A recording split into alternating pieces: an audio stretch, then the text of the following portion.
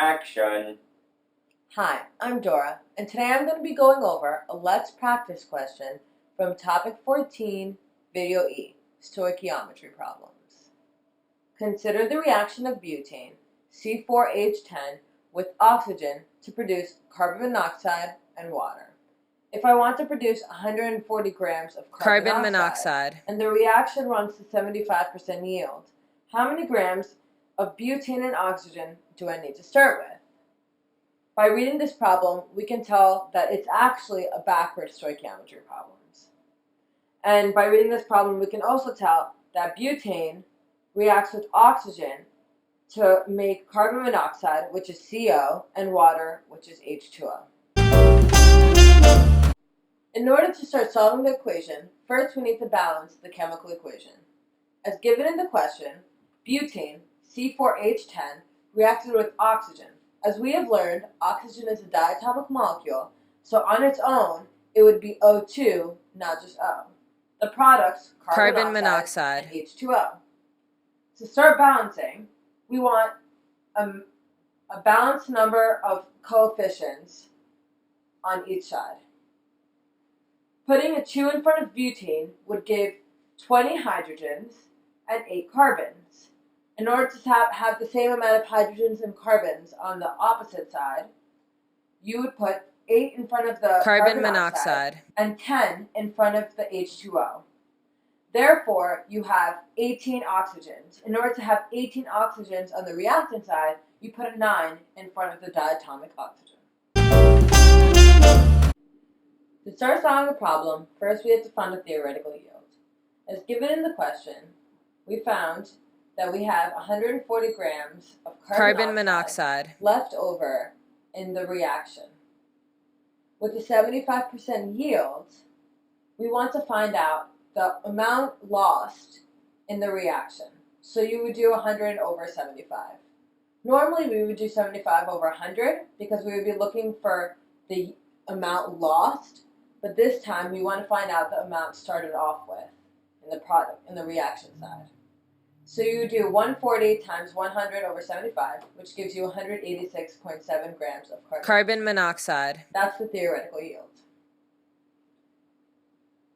Now, with the amount of 186.7 grams of carbon monoxide, you want to convert it to moles. So then you can use the ratio to find out the amount of butane and oxygen you started with. So 187 grams of carbon monoxide times 1 mole over 28.01 grams per mole. The 28.01 is the molecular weight of carbon monoxide found in the periodic table.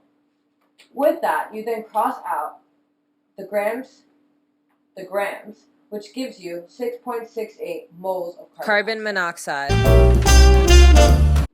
To then find out for butane, you reduce the 6.68 moles of carbon monoxide times the ratio of butane to carbon monoxide, which is 2 to 8 in the balanced reaction.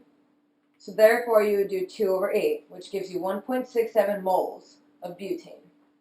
To find out the grams of butane, you then convert the moles of butane to grams of butane. So you would do 1.67 moles of butane times its molecular weight in the periodic table, which is 58.12 grams per mole, over 1 mole. And then you would cancel out the moles, and you would get 97 grams of butane in the original reactant of the reaction.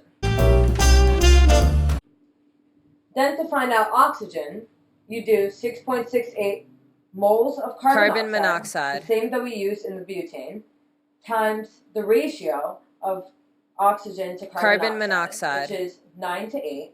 So 9 over 8 equals 7.52 moles of diatomic oxygen. Then you convert the moles of diatomic oxygen to find out the grams of oxygen. So 7.52 moles times the molecular weight of oxygen. Since we're using diatomic oxygen here, you want to take the molecular weight of oxygen and multiply by 2.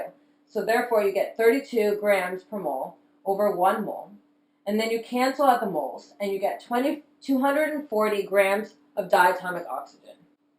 So this tells us that in the reactant of the chemical reaction, we had to start off with 240 grams of diatomic oxygen and 97 grams of butane in order to get 140 grams of carbon monoxide with a 75% yield. And that's how you solve the let's practice question of the backwards stoichiometry problem. Bye.